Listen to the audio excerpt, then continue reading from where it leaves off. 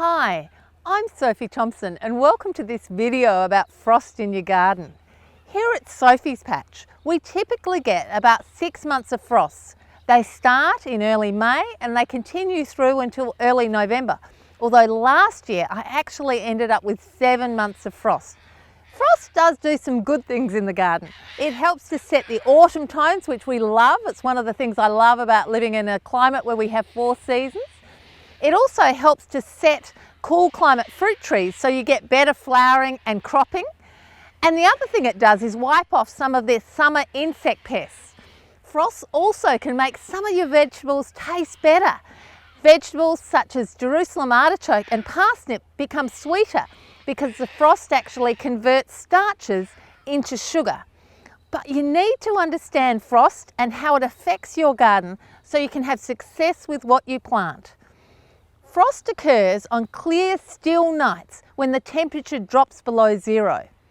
Cool air sinks to the ground and pools in the lowest point. So frost is always worse in a valley and often misses the hills. Here at Sophie's patch, frost is worse at the bottom part of our property, down here by my wicking beds. Although when it's a bad frost, frost will actually settle everywhere. So it only occurs on those clear, still nights. When the temperature drops below zero, moisture freezes, including the moisture inside the plant's leaf. Now that in itself isn't a problem, but when moisture freezes, we know it expands. So when it expands inside the leaf of a frost-tender plant, it actually causes the cells to burst. And while it doesn't show up while the plant's still frozen overnight, it does show up when the leaf thaws the next morning. Frost damage can be worse in particular areas of your garden.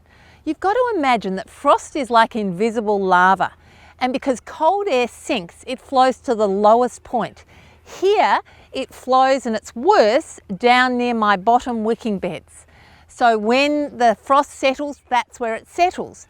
Now, understanding that if you're in the bottom of a valley, frosts are always going to be an issue, whereas if you're on the top of a hill, you may not be affected by frost.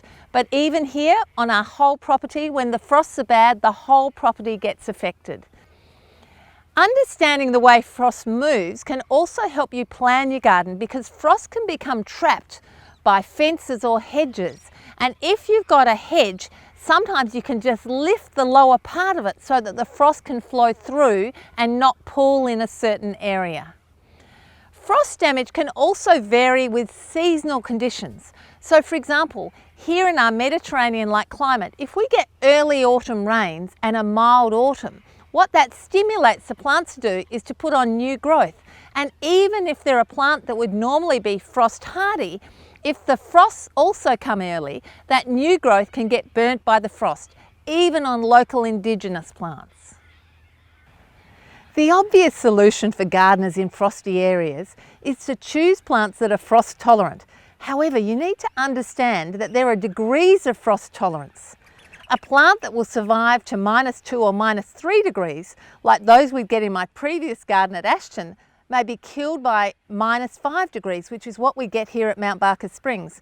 And similarly, plants that survive for me here may be killed by gardeners who get colder temperatures down to -8, such as along the Onkaparinga Valley.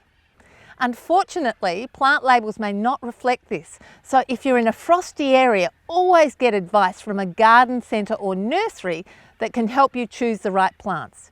You can also choose plants that come from places within Australia and overseas that regularly experience low temperatures and frost.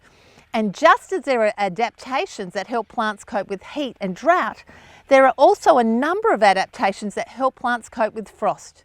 Deciduous trees and shrubs have lost their leaves over winter and are dormant, so unaffected by frost. Similarly, perennials, which are herbaceous and have died down, they're safely underground.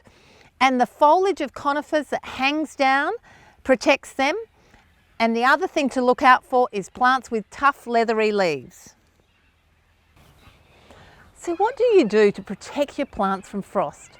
Well, here I try to move tender plants such as succulents or any subtropicals under cover. I put the succulents under the eaves of the house and the subtropicals under my poly house or even under a veranda. So that stops them getting directly affected by the frost. They still mightn't like the cold, but at least they survive. Plants which are marginal, I also try to position in favourable microclimates within my garden.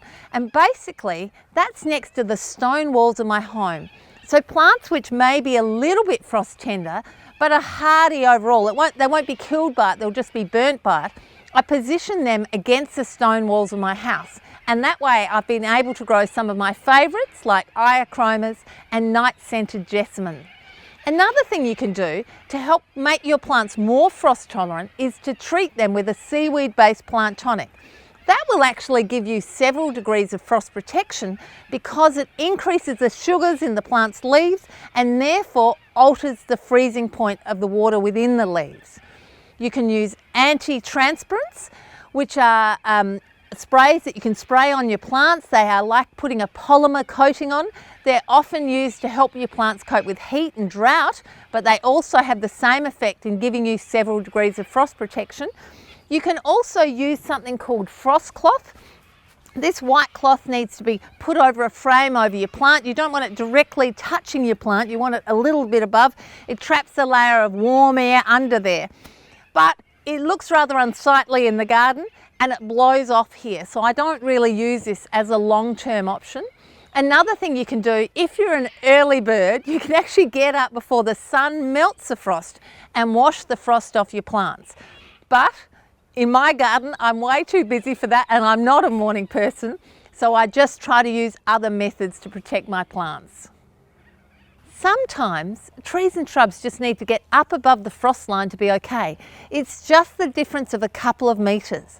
I've got 2 jacarandas here that I've been trying to establish, and this one's finally kicked into growth and got high enough that we had our first flowers last year. This has got high enough, but also I think the radiant heat from the paving here is creating a bit of a favourable microclimate. So that certainly helps. The one that's not doing so well went in at the same time and doesn't have the paving around it. Some plants may be frost hardy once established, but they can still be frost tender when young. Perhaps the young plants were actually grown undercover in the nursery. So if you go putting them out in the open, of course they're not going to be happy. So if you live in a very cold frosty area, unless you're planting known frost hardy plants, you can either delay your planting until the risk of frost is over, which is usually mid-spring, or you can treat your plants with a seaweed-based plant tonic and the use of an anti-transpirant, or you can cover them at night when frost is predicted. That's simply by placing a cloche-like structure over your frost-tender plants. These winter veggies love the frost, so I don't have to worry. But in springtime, when I'm planting my summer crops like tomatoes or any of the warm season veggies, when I plant out tender seedlings, I've got to be really careful of those spring frosts because they can kill them really easily. So I either put a plastic tunnel over the whole bed or I use cloches to protect those young tender plants. Now these glass cloches work really well and I'd seen it done in Europe. But the problem here is, if I put them over my veggies at night, I've got to remember to take them off in the morning. Otherwise, my poor plant cooks on a sunny spring day. What I've found better success with are these old milk bottles that I secure with 2 stakes.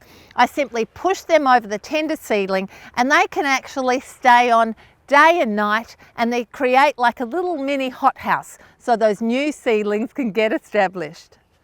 One last point about frost is to resist the temptation to prune off any frost damage. If you've got perennial plants or shrubs which have been burnt by frost, as much as you might want to prune that damaged foliage off, it's really important that you don't until the risk of frost is over. The reason why, if you do prune it off, it will stimulate the plant to put on new growth, and that new growth is going to be very tender to frost damage. So wait till the risk of frost is over and then give your plants a good haircut to tidy up the damaged foliage. I hope you enjoyed this video. While learning to garden with frost can be a bit of a challenge, it certainly creates some spectacular scenes, even if they're best appreciated from inside the warmth of your house.